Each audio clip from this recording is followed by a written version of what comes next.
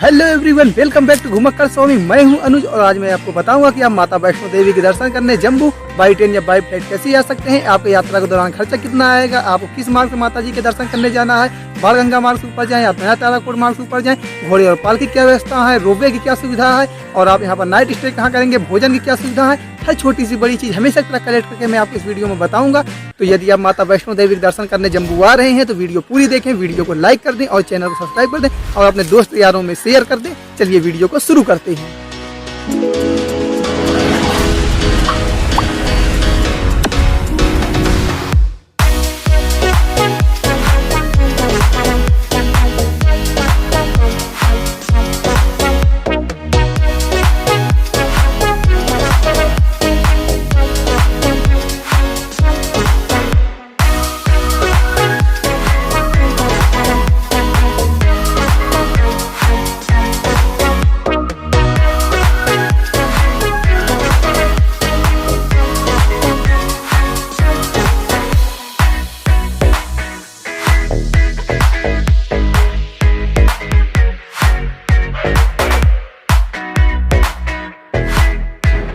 तो गाइस, अगर आप माता वैष्णो देवी के दर्शन करने जम्मू आते हैं तो यहाँ पे आपको दो स्टेशन मिलेंगे, एक जम्मू तवी, एक श्री माता वैष्णो देवी कटरा।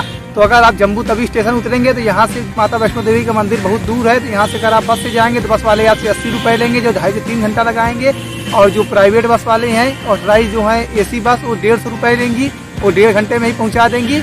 तो सबसे बढ़िया काम क्या है, आप यहाँ से तुरंत एक और ट्रेन पकड़िए सीधे माता वैष्णो देवी जम्मू कटरा के लिए। वहाँ आप जाइए, वहाँ से खाली 2.5 किलोमीटर की दूरी पर माता वैष्णो देवी का मंदिर है। यहाँ से काफ़ी ज़्यादा दूर है। तो अगर आपके शहर से माता वैष्णो देवी कटरा रेलवे स्टेशन के लिए सीधी ट्रेन जाती है तो आप उसी बैठें, अन्यथा आप जम्मू तवी स्टेशन आए और यहाँ से दूसरी ट्रेन पकड़कर माता वैष्णो देवी कटरा रेलवे स्टेशन तक जाएँ।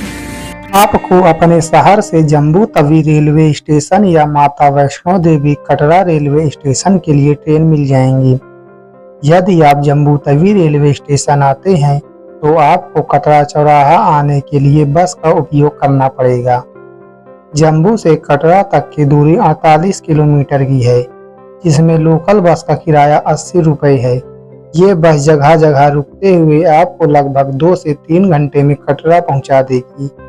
वहीं डायरेक्ट बस का किराया 120 रुपये है, जो 1.5 घंटे का समय लगाएगी और AC बस का किराया 150 रुपये है। यदि आप कटरा रेलवे स्टेशन आते हैं तो आपको ज़्यादा परेशान होने की ज़रूरत नहीं है।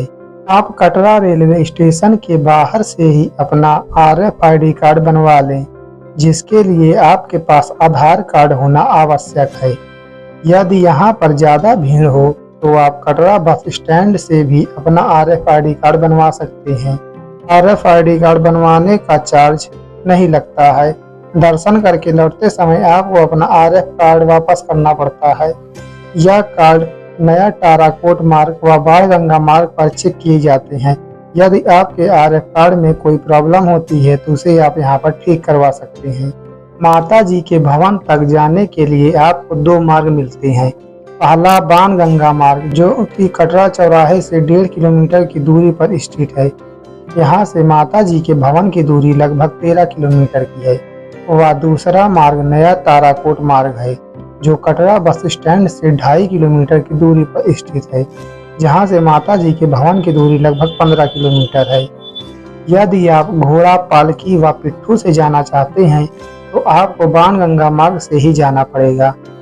यहाँ पर घोड़ा से जाने का चार्ज 1250 रुपये व अर्धकुंवारी तक का 650 रुपये लगेगा। पालकी वाले अर्धकुंवारी तक 1800 रुपये और माता के भवन तक 3500 रुपये लेंगी। अगर आप पैदल यात्रा करना चाहते हैं तो आपको नया ताराकोट मार्ग का इस्तेमाल करना चाहिए, क्योंकि इस मार्ग में घोड़े व पालकी नहीं चलते हैं और ना ही बड़ी चढ़ाई है। आपको रास्ते में जगह जगह पर खाने पीने के लिए बहुत सी अच्छी व्यवस्था की गई है। यहाँ पर मैकडॉनल्ड जैसे अच्छे रेस्टोरेंट भी खुले हुए हैं और टॉयलेट के लिए भी बहुत अच्छी फैसिलिटी मिलती है, जो बहुत ही ज़्यादा साफ सुथरे रहते हैं। लगभग 3 किलोमीटर ऊपर चढ़ने के बाद आपको ताराकोट मार्ग में माता Vaishno Devi sign board trust द्वारा संचालित लंगर मिलेगा। लंगर में आपको बहुत ही स्वादिष्ट भोजन मिलेगा। यहाँ पर आप दाल चावल का प्रसाद जरूर चखें। यहाँ पर रुक कर प्रसाद लें। लंगर के पास में ही बहुत प्यारा सा पार्क बनाया गया है। जहाँ पर कुछ देर आप विश्राम कर सकते हैं। रास्ते भर जगह जगह बैठने की बहुत ही सुंदर व्यवस्था की गई है। आप लंगर खाते हुए, विश्राम करते हुए, माता जी की जयकारा लगाते हुए आगे बढ़ते रहिए। लगभग 7 किलोमीटर की दूरी तय करने के बाद आप हिमखोटी मार्ग पर पहुंच जाएंगे। यहाँ पर 3 मार्ग आपको मिलते हैं। एक मार्ग माता के भवन की तरफ तथा दूसरा अर्धकुंवारी की ओर और तीसरा बाणगंगा मार्ग हो गया हुआ है। अब हम चलते हैं माता अर्धकुंवारी के दर्शन के लिए। यहाँ पर हमेशा वेटिंग ही रहती है, जैसे 12 घंटा, 24 घंटा, और बहुत ज़्यादा भीड़ होने पर आपको 48 घंटे तक लग जाएंगे। तो आप अपना ग्रुप टाइम लेकर पहले माता वैष्णो देवी के दर्शन कर लीजिए, फिर लौटते समय माता अर्धकुंवारी के दर्शन करिएगा। हिमकोटी मार्ग में खाने पीने के लिए साइन बोर्ड द्वारा संचालित भोजनालय भी बने हुए हैं, जो काफी स्वादिष्ट भोजन कम दामों पर देते हैं। यहाँ पर आपको राजमा चावल, कढ़ी चावल, प्लेन चावल आदि 40 से 45 रुपए तक मिल जाएंगे। यहाँ पर मेडिकल की भी सुविधा उपलब्ध है, जो कि मुफ्त में है। यदि आपको कोई भी समस्या होती है तो आप यहाँ पर चिकित्सा भी करवा सकते हैं। यहाँ पर यात्रियों को कोई भी असुविधा ना हो, इसके लिए पूरा ध्यान रखा जाता है।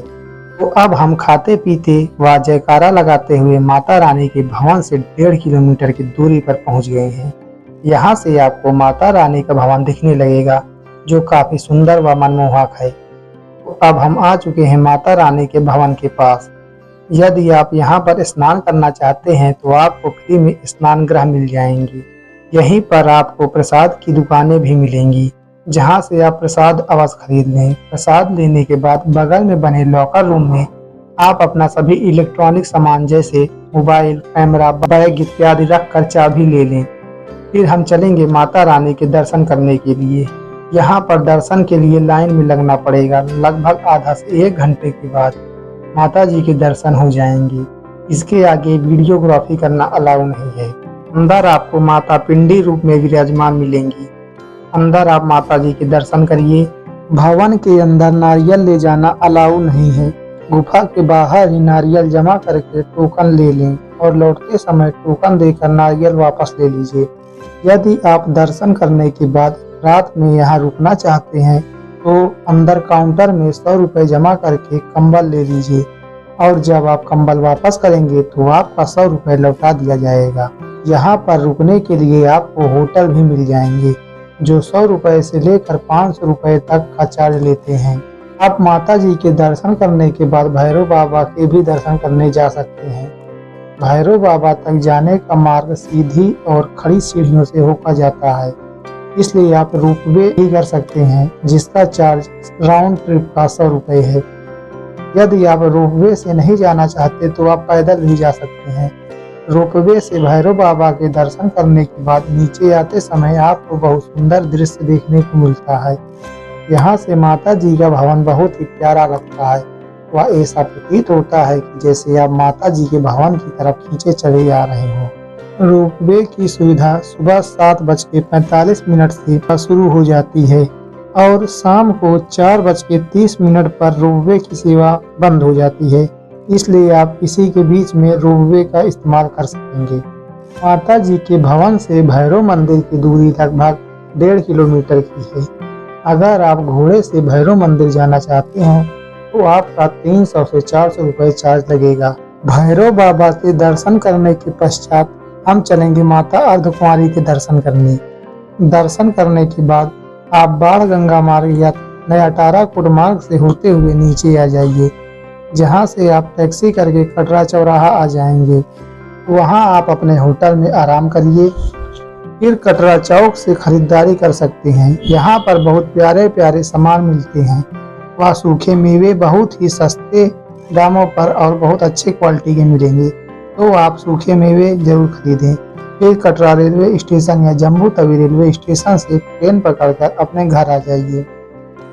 बात आती है कि पूरी यात्रा करने का कुल खर्चा कितना आएगा, तो मैं आपको बता दूं कि यदि आप ट्रेन से जम्मू तवी रेलवे स्टेशन आते हैं तो आपका रेलवे स्टेशन से लेके होटल, भोजन करने, माता जी के दर्शन करने व वापस लौटने तक का एक व्यक्ति का कुल खर्चा लगभग 800 से 1000 रुपये आएगा। इसमें आपके ट्रेन का किराया व अलग से घोड़े पालकी का खर्च नहीं जोड़ा गया है। तो यदि आप यात्रा से संबंधित कोई भी जानकारी प्राप्त करना चाहते हो तो आप कमेंट कर सकते हैं, जिसका बहुत ही जल्द रिप्लाई दिया जाएगा। वह कमेंट में जय माता दी, जय भैरव बाबा जरूर लिखें। माता वैष्णो देवी का दर्शन करने के लिए आपके लिए एक दिन बहुत है, तो आपका कुल लगभग 2 दिन का समय लगेगा माता जी के दर्शन करने में। आपसे बहुत जल्द नेक्स्ट वीडियो में मिलेंगे, तब तक के लिए धन्यवाद।